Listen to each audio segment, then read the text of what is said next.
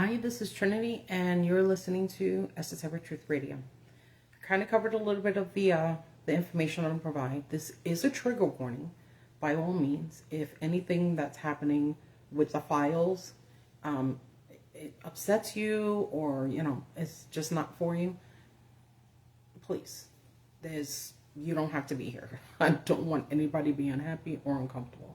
I sure as hell don't want anybody reporting me. Okay. This is why I'm going to try to use certain terms. With that being said, I'm going to read the rest of the article. Now, I had mentioned, what is the name of it again? The Chambers Funeral Home. The only thing I could find out, I thought I had it. The only thing I could find out was it was a way to launder money between, the ring, the people that were in it, and how they were funneling cash to pay for services. Okay. So it says the Office of U.S. Attorney, Mr. Stevens, former Deputy White House Counsel to President Reagan, is coordinating federal aspects of the inquiry, but refused to discuss the investigation at the grand jury auction. Several White House colleagues of Mr. Stevens are listed clients of the ring. According to the credit cards, and those purses have confirmed that the charges were theirs. They had to eventually come out because they had, back in the day, they would have a machine and they would put your card on it, and then they would go like this and it would make a printed copy. They kept all the copies. They had everybody's name, everybody's bank account, all of that. We can hide all of those things now. Back then, you couldn't hide it. So they knew who was doing it. They knew how much that they were paying. And they knew that it went to the White House. It went to political figures. It went to millionaires. The money was just being funneled everywhere. So, let's see. Mr. Stevens' office, after first saying it would cooperate with the Times, withdrew the offer late yesterday and also declined to say whether Mr. Stevens would recuse himself from the case because of possible conflict of interest.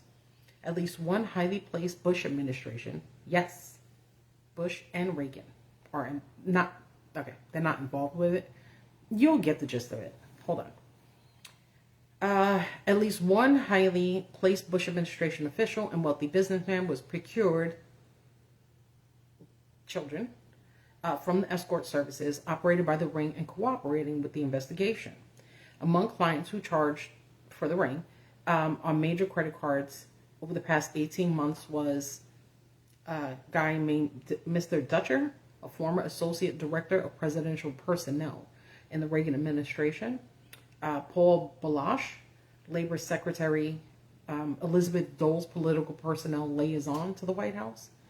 In the 1970s, and when you start getting into this, you understand that you can't always turn a blind eye in these places. Even though the White House is huge, it's a condensed space. Everybody's in everybody's business. Everybody knows what's going on with the other one. If you ever watch that show Veep, it's just like that. It's just like that. And you can't even avoid it. So to bring this to the forefront and try to make it seem like, oh, that was just an employee. Nobody knew what was going on. Anyway, in the 1970s, Mr. Dutcher was a congressional aide to former Representative Robert Bowman, a Maryland Republican who resigned from the House after admitting having engaged in liaisons with teenage males. Mr. Dutcher also worked on the staff of Vice President Dan Quayle when he represented an Indiana district in the House. A charge was also discovered against the credit card of a former White House staffer who prepared the president's daily news summary in the Reagan administration. Todd A. Blodgett said he had not made the charge. One of the big ring spending clients was Greg Spence, Washington socialite and international trade consultant. According to documents and interviews with operations and escorts, who say they engaged in activities with Mr. Spence. Mr. Spence spent upwards of $20,000 a month for escorts, male escorts, for him and his friends. Is said to include military personnel who had acted as his bodyguards. It was Mr. Spence who arranged a nocturnal tour of the Reagan White House. Repeated attempts to reach Mr. Spence by telephone, fax machine, the shit is old, and personal visits to his home were unsuccessful. Credit card vouchers confirm that Mr. Spence charged thousands of dollars on American Express and Visa cards, sometimes making $600 charges against his cards several times a day, drawn on behalf of an escort service called Professional Services Incorporated. Professional Service is one of several umbrella companies used by operations supplying male escorts, as advertised in the Washington tabloid newspapers and telephone yellow pages. Okay. I don't know. I'm from New York, right? And we had all kinds of weird channels. And because back then you didn't have a lot of channels, but we had those, what's it called? Anyway, we had these weird channels. And then you could see it in the middle of the night. And then it would be like, pictures of women and say, hey, if you're lonely, call 1-800, blah, blah, blah. And then you call. And then you tell them, hey, I saw this chick on TV, and 95%, they're like, that chick's not here. And then they will send you somebody. Like, literally just bring a person to your house. They still do that, by the way. I know that they were still doing that before I left New York. So I know that that's still a thing. It's more private. We also had newspaper ads, I remember there was one that got in trouble a couple of years back called Backpage. And it was pretty much girls offering massages, but it was straight up escorts, the whole thing. And they finally shut that down. Craigslist used to do it. So they had a way to do it. It was a little more open, but still discreet in a way. And who the hell spends $20,000 a month, by the way? Anyway,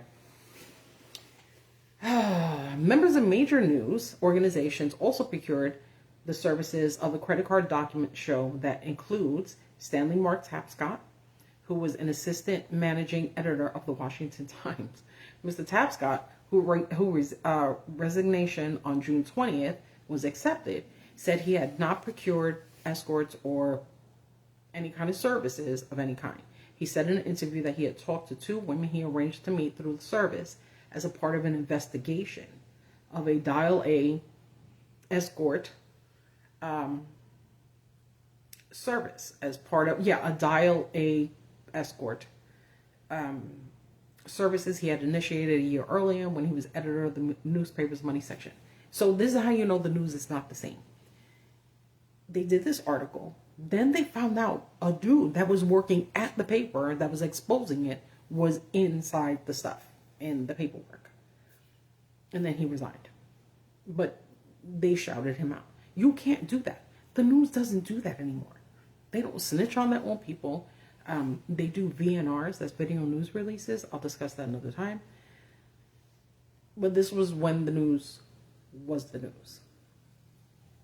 So, let's see. The charges were made against his company, American Express Card. His editors knew of no such investigation. Do I believe that? Not really. Before joining the Times, Mr. Tapscott worked for the Office of Personal Management in the Reagan administration. Do you hear all the names that are coming up right now? This is just, it's like the upside down. It's like a loop. You know what I mean? Like, we're just seeing. This is why I do content from so long ago. Because it's exactly the same. But we don't tell anybody. We don't have these discussions. So we let shit get rampant the way that it is now. Because we never learned how it happened the first time. We just didn't.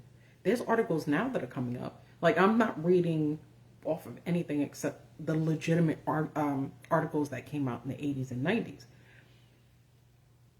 But there's a way to have these conversations. There is a way that I want to have these conversations with you. So when you see stuff, you see the signs. Everything I just said, I only got like 5 minutes into it. And it sounds exactly, if I didn't say anybody's name and I just said, hey, I'm going to read off the files and the information, it would have sounded exactly the same. You would not have noticed that this was not the story that's currently flooding the zone on the news right now. Not at all. Okay. Managers of the escort ring said that a few women were used for clients who called with specific requests, but that the regular stable was altogether male. Okay. I had a friend before before I came to the Midwest. I had a friend. She worked, not for the service, but she used to take the phone calls.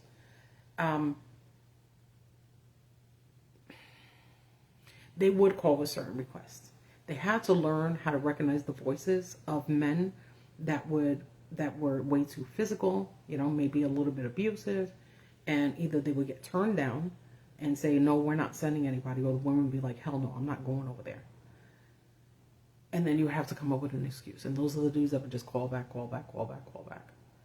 So the documents show that the number of clients, lawyers, doctors, business executives used corporate credit cards to procure the services. That's ridiculous. But again, that's when you get to the point where you don't think you can get caught. This got this far because nobody thought they would get caught. You know why? Because they trust that we're not going to learn. Nobody's going to teach us this at school. Seriously. Like, if you've heard of this before, please put it in the comments. If you haven't, please put it in the comments. This is something that it's an easier pill to swallow when you know that this is on repeat. You know it's a cover-up. You're not going to walk in and be like, well, there's not enough files. It's redacted. Nobody gives it. Listen, when I finish telling you all of this information, the redaction will mean zero to you. Nothing. Because you will know all the people that are involved. That's it. I did a video a week ago or something. Anyway, where I was saying that it's the Democrats and nobody wants it out. Nobody wants it out. Rouhani and Massey don't want it out. Trump and Musk they don't want it out on both sides. Nobody's working for anybody. But I'm talking about like in a way to let us know things. I'm sorry. I think that some of the victims as well. I think they have a lot more information and they're not saying it. I don't know why. And I think they're only putting a small amount of women out there. So we think it's not as big as it is. You know what I mean? Like, we're just like, well, it looks like a small amount. Anyway. It says to procure the services and that a number of military officers from the United States and allied countries, including one foreign officer using a Department of Defense credit card, charged for male escorts. I can't remember right now, but I'll look it up in a little bit. There was a giant investigation at the Pentagon where they started noticing there was huge amounts of SA videos that almost everybody was just running around sharing it, watching it on the job, and a bunch of people just got fired. That's it. This is the world that we live in. This is something that we have to talk about these things. They're uncomfortable, they're terrifying, but this is why they're just randomly doing what they want. If this really was supposed to come out in a good way, just do it. Walk in. Listen, if it was me, I would just open up the door. I would kick the door in. I would karate chop my way through a door and say, if you want to take me to jail, you're going to have to take me to jail. But this shit got to get out. If I was one of the victims, I wouldn't be on the news. I wouldn't be talking in front of a bunch of people in front of the White House. I'd have been snitching right away and just been like, I'm not calling. If they don't want to say anything, that's fine. But I'm not going to stay quiet. When you come to the point where you're scared for your safety, then you do what you have to do. Because there's no guarantee whatever you're scared of is not going to happen. That's it. So when I come back, I'm sorry, that was my neighbor slamming the door. Anyway, when I come back, I'm going to finish some of this article. We're going to start getting much deeper than we are right now. I'm putting in my little 2 cents. That's how I get down. And if so far this hasn't rocked your world, I don't know what else to tell you. Except keep watching because it's only going to get weirder. It's a lot. It's a lot. So again, if this is making you uncomfortable and you need to take a couple of minutes, please do. It's perfectly fine. I think I was going to try to do some funny videos later. I mean, even for me, listen, I love researching and giving this information, but it puts a toll on me too. So, we'll work it out together. Okay? All right. I'll be back in a couple of minutes.